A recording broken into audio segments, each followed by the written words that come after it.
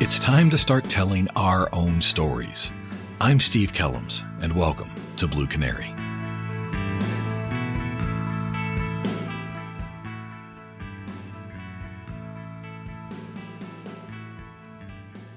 It was one of those ridiculously hot nights we get in the South. No breeze and humidity like you were on the equator. We had been busy earlier, with everyone spun up from the hot day, typical drunks and fights. But as it was pushing 3 a.m., things had slowed way down. I was trying to stay cool when dispatch hit me up with a medical assist. A lady was driving her son to the hospital with some type of illness, but evidently he had become combative and she needed help. It's not uncommon with epilepsy patients to start fighting when they come out of a seizure, so I figured it was one of those. I was close, so I jumped the call. When I pulled up, the lady's car was on the side of the road, still running with the lights on. It was an old Bonneville with more rust than paint, and it was smoking something awful from the tailpipe. She was standing at the back of the car and looked spooked. "What's going on?" I asked as I got out of the car and started pulling on a pair of rubber gloves. She started to walk towards me, and that's when I heard the scream. It was shrill, jagged, and cut right through the still night air. Her head whipped back towards her car. I ran to the back of the car and shined my light inside. Lying in the back seat of the Bonneville was a white male, late teens, thin as a rail. He was wearing flannel pants and a white t-shirt that was covered in dark stains. He was in the middle of a seizure and didn't look good. "Dispatch, subject's having a seizure. Inform the ambulance and get me an ETA as soon as possible." I opened the door and climbed in the back of the car to try and cushion his head and make sure he didn't hurt himself. As soon as I opened the door, I knew something was wrong. The car reeked of rotten eggs. It was so bad I gagged as I climbed inside. It was also hot, very hot. The temperature that night was in the low 80s and the humidity had to be around 90%, but inside the car it felt like an oven, dry and very hot, like Phoenix in the summer. The teen's skin was hot to the touch, and as I tried to support his head, I yelled to the lady, "Get the rest of these doors open and get some air in here."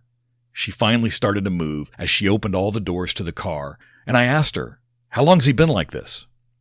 Her answer shocked me. 3 months, she softly replied.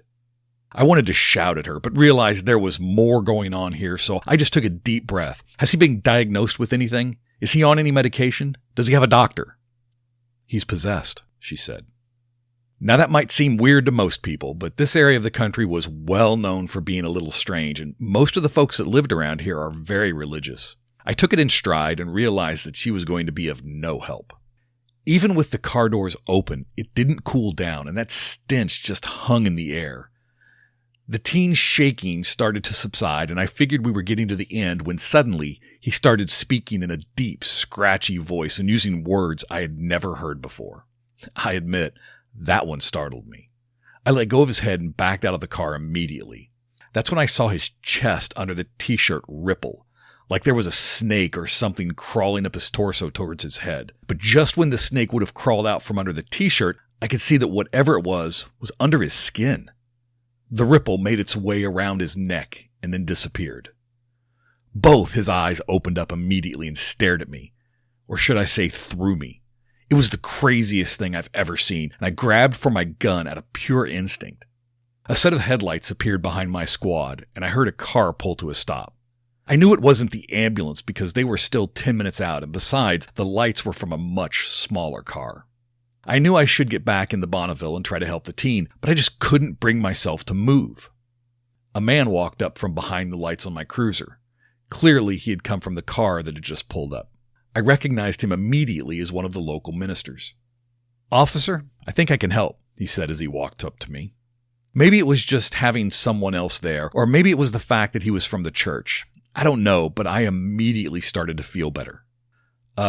Sure, thanks, Pastor," I sort of mumbled, and together we walked back to the car. The pastor started praying out loud. Nothing special, just one of those basic prayers you hear every Sunday in church. It seemed to have an effect. When we looked back in the car, the boy was much calmer. He was still unconscious, but his breathing was better, and the smell was gone.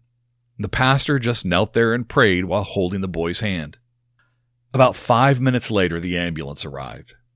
By now, I was sure I had imagined the entire thing. I mean, everything was fairly standard for a medical emergency at this point, and I must have just let the heat and my brain get to me. EMS loaded the boy on a gurney and started to wheel him into the ambulance when suddenly he reached out and grabbed my wrist. He was on fire again. He turned his head towards me, and in a deep voice that felt a lot older than the boy looked, he said, "You'd better check on your daughter, or you will never see her again, and she'll live down here with me forever." They finished putting him in the ambulance and pulled away. The mother and the pastor had both ridden to the hospital with EMS. I went back and locked up their cars for them and put out a traffic cone. I settled back into the cool air conditioning of my cruiser, but couldn't get the boy's words out of my head. So I called my wife. My daughter had woken up hot and managed to make her way outside past the child locks. My wife had found her sitting next to the pool. I get a cold shiver down my back every time I think about it. You can call me crazy all you want, but we haven't missed a Sunday service since then. And that's the story we have to tell. Thank you for joining. As always, I'm curious what questions you're getting asked. What isn't the news covering? What story needs to be told? Connect with me at bluecanarypodcast@gmail.com.